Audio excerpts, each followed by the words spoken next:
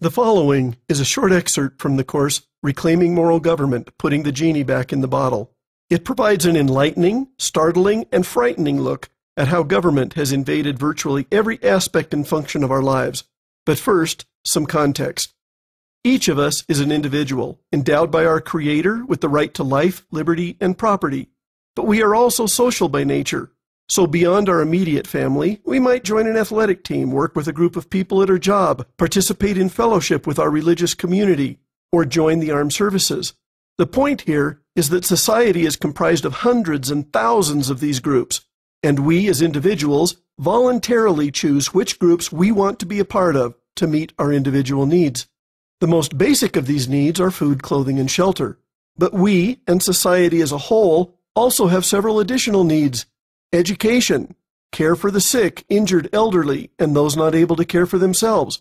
We have a need for police protection and a national defense so that our life, liberty, and property might be defended against criminals and others who seek to do us harm. So an interesting question then is, which communities provide which of these needs?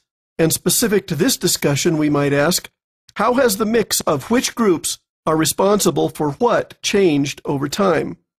To answer these questions, we need to refine and formalize our model a bit. Let's start with setting up some group categories. I've transferred the groups that we just talked about, but I've color-coded them now so that later we can see which groups are providing which services or meeting which societal needs. Like before, on the needs side of the equation, we'll start with food, clothing, and shelter. Next, because our society is large and complex, we have the need for various forms of infrastructure, both physical infrastructure like roads, bridges, electricity, and communications, but also financial infrastructure to support banking, insurance, and investing.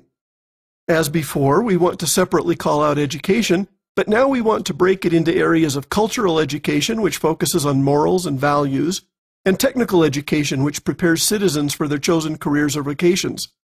We need to consider how the injured, sick, and elderly are cared for, as well as others not able to care for themselves. And finally, civil society requires both police and fire protection, as well as an independent court system and a military to provide protection from foreign threats. Okay, here's our model. It's not an exhaustive list, but it represents a good cross-section of societal groups and societal needs. Now, as Mr. Peabody used to say to Sherman, let's set the dial on our Wayback Machine to the year 1850. You might ask, why 1850? Well, because if we go back to 1800, or 1750, or 1700, it all looks pretty much the same. So 1850 is a good starting point to discover how things have changed since America's early days. In 1850, most food production was done on family or community farms. Families sewed their own clothes, housing was constructed by the family, or the result of a community barn raising. Cultural education came from the family or from the religious community. Technical education also was the province of religious communities, and even at the university level, colleges, supported by various religious denominations, competed with for-profit and state-supported universities. Of course, police and military have always been the domain of government, but in 1850, even fire protection was provided for by volunteer fire brigades made up of local citizens. As we step forward to 1900, four key areas change. First, the early years of the Industrial Revolution saw more and more commercial production of basic goods and services. Secondly, as Americans began the exodus from rural farmland to urban centers, we see a dramatic increase in physical infrastructure. Third, in the area of technical education, more and more communities began authorizing state and local schools, particularly for K-8 education. And finally, with the growth of urban populations, volunteer fire departments began giving way to permanent full-time firefighters organized and paid for through local taxes. Now, the next 50 years are where things really start to get interesting. You'll see a massive expansion of green on the next chart as the U.S. fully embraced the Industrial Revolution. In 1900, almost 50% of all Americans were involved in agriculture. 50 years later, that number had shrunk to under 20%, while almost 50% of Americans were now directly or indirectly involved with mass production of goods and services. But perhaps more importantly, just look at what happened to government. Under Roosevelt's New Deal, and expanded even more by Truman's Fair Deal, government regulators enmeshed themselves in every aspect of American life.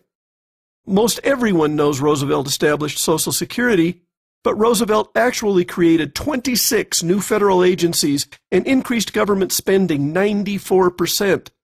Government regulations now controlled which crops were planted, how many bushels of corn could be brought to market, and at what price.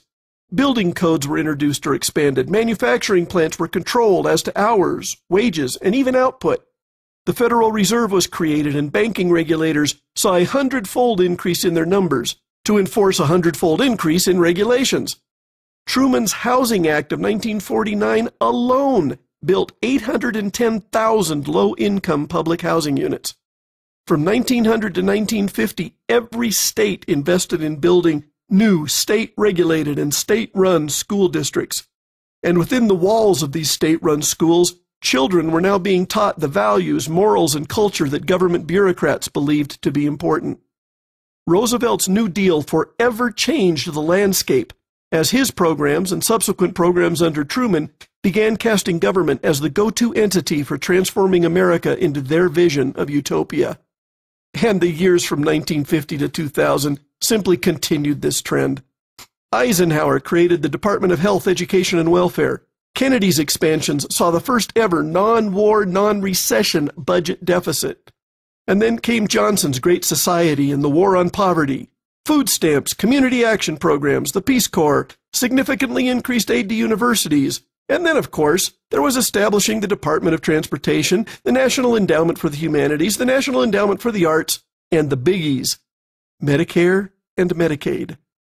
Things only got worse as Nixon established the Consumer Product Safety Commission, the Environmental Protection Agency, and OSHA.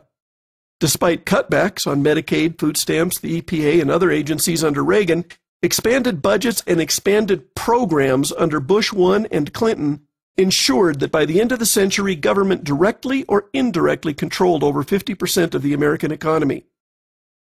And this brings us to 2010 and the impacts of TARP, of the bailouts for AIG, Fannie Mae, and Freddie Mac, the pork-laden stimulus bills, of buying up GM and Chrysler, the taking over of some of America's largest banks and financial institutions, establishing a pay czar to dictate how supposedly free market enterprises could compensate workers.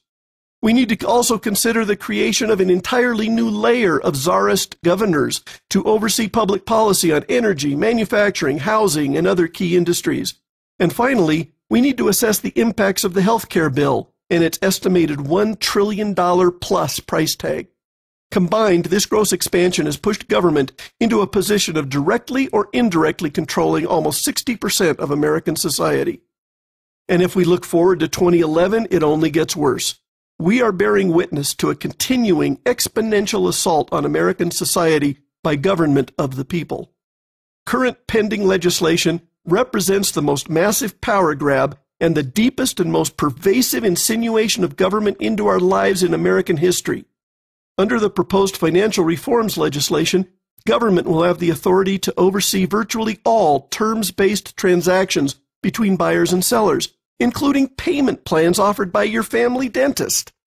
Provisions of the pending cap-and-trade legislation will grant government the authority to dictate the temperature you set on your home thermostat, the amount of electricity you can consume, and, as some have argued, which appliances you will be authorized to purchase. If these bills pass Congress, they will surely be signed by President Obama, giving government direct or indirect control over almost 70% of the American economy. Let's look back. 1850? 2011. And who has been squeezed out?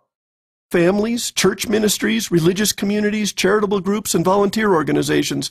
The government is now the nation's largest creditor, debtor, lender, employer, consumer contractor, grantor, property owner, tenant, insurer, healthcare provider, and pension guarantor. We can no longer claim that we are government of the people, by the people, and for the people. We are no longer a free people working within a free society. But we, the people, are the solution. Think about it for a few moments. While we, the people, retain our virtue and vigilance, we have the power to reclaim moral government for ourselves, our children, and our posterity. To learn more, please visit us at reclaimmoralgovernment.com.